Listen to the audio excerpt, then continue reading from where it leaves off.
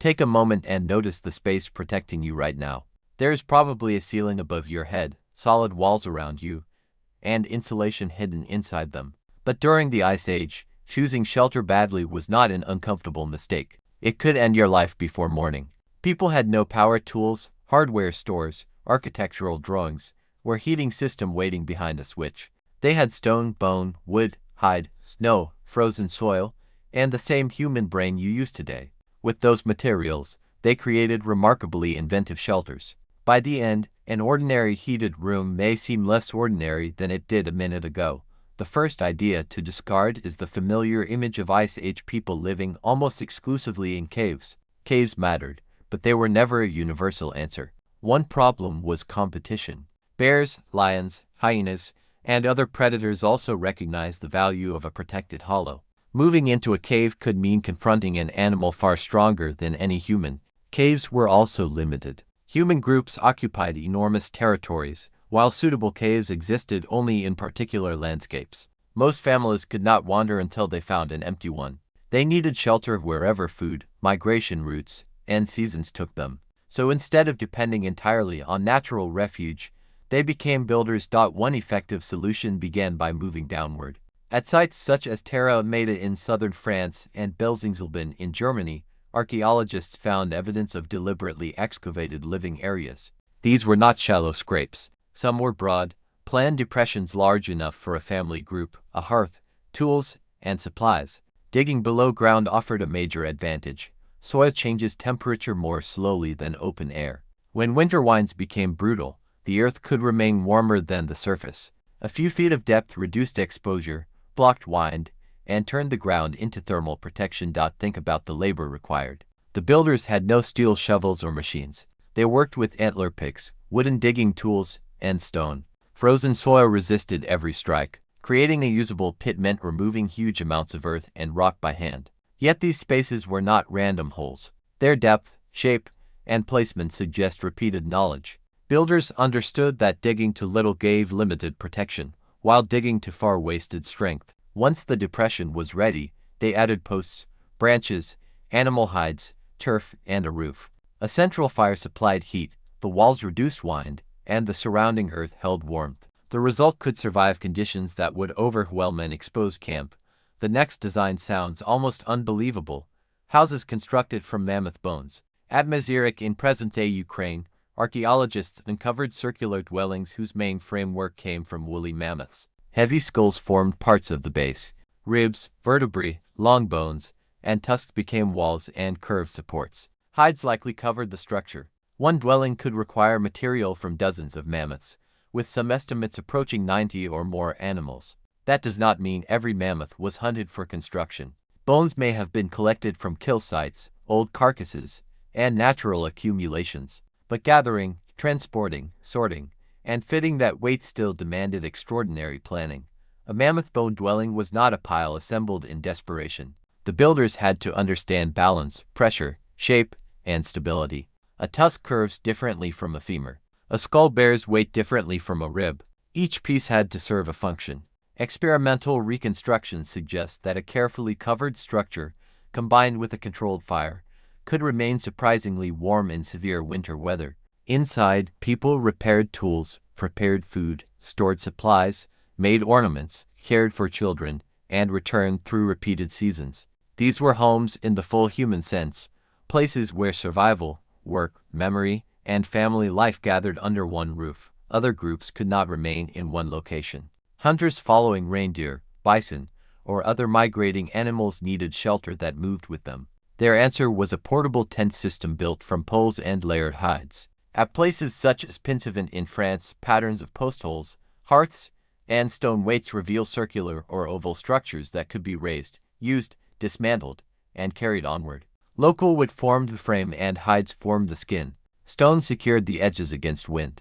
A hearth occupied the center, where heat could spread through a compact interior. The sophistication was in the layers. Fur turned inward could hold warm air close to sleeping bodies. Another hide layer facing outward could reduce wind and shed moisture. Outer coverings could be treated with animal fat or natural resins. The principle is familiar today. Several specialized layers perform better than one layer trying to do everything. Modern outdoor clothing uses the same logic, but Ice Age hunters discovered it through experience. Their shelters were modular, repairable, and efficient. Poles could be replaced, hides folded, and stone weights reused at the next camp. Rock overhangs offered another opportunity. They were not deep caves, but shallow natural roofs along cliffs. Rather than accept these spaces unchanged, people modified them.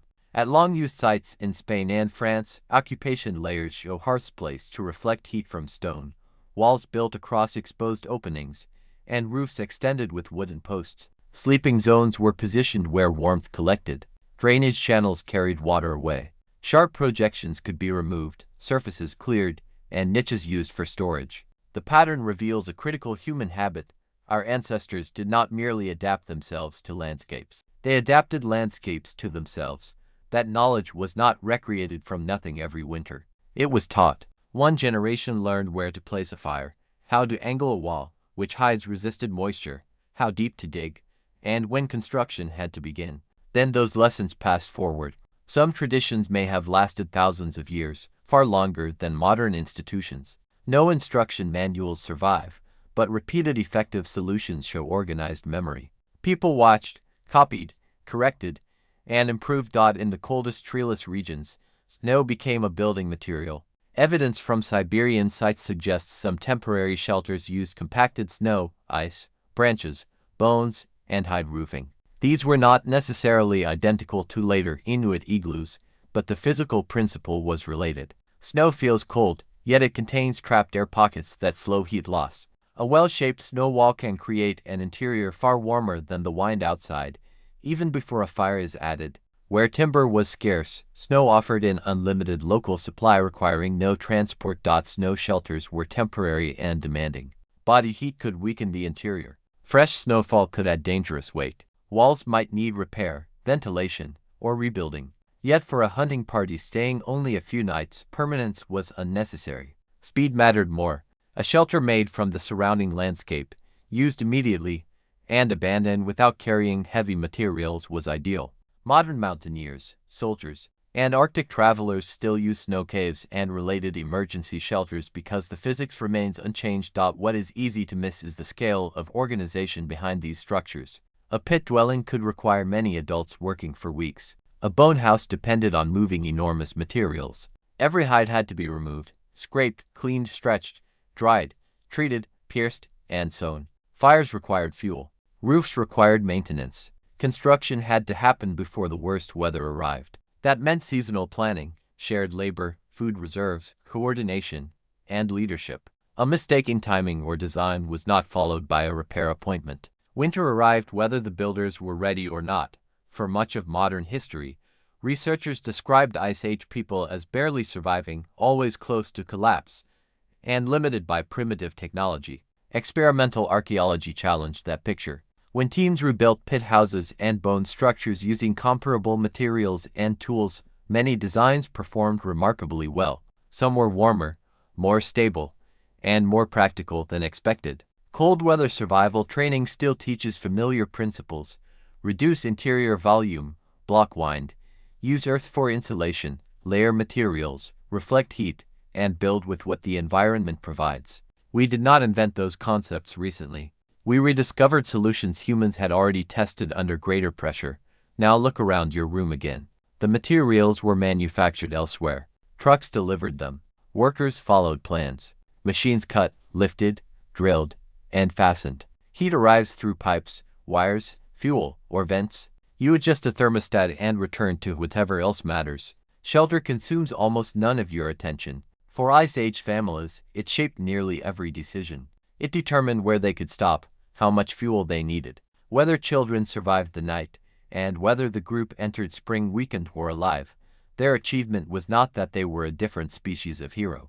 It was that ordinary human intelligence, cooperation, and observation were forced to operate at full intensity. The depressions in ancient soil, circles of mammoth bone, stone weights around vanished tents, and modified rock shelters are evidence of engineering before engineers had names. Faced with cold, scarcity, and uncertainty, people studied the problem and built an answer. You inherited the same capacity. Modern systems usually spare you from using it for survival. That is not weakness. It is accumulated knowledge. Every warm room stands at the end of a long chain of experiments, failures, improvements, and shared techniques. So when winter arrives and you raise the temperature without thinking, pause for 1 second. Remember the shelters dug into frozen ground, domes supported by tusks, layered hides carried across open country, and snow walls shaped by firelight. Warmth once demanded weeks of labor and the cooperation of an entire group. Today it may require one small movement of your hand. That ordinary convenience is one of the quietest miracles in human history.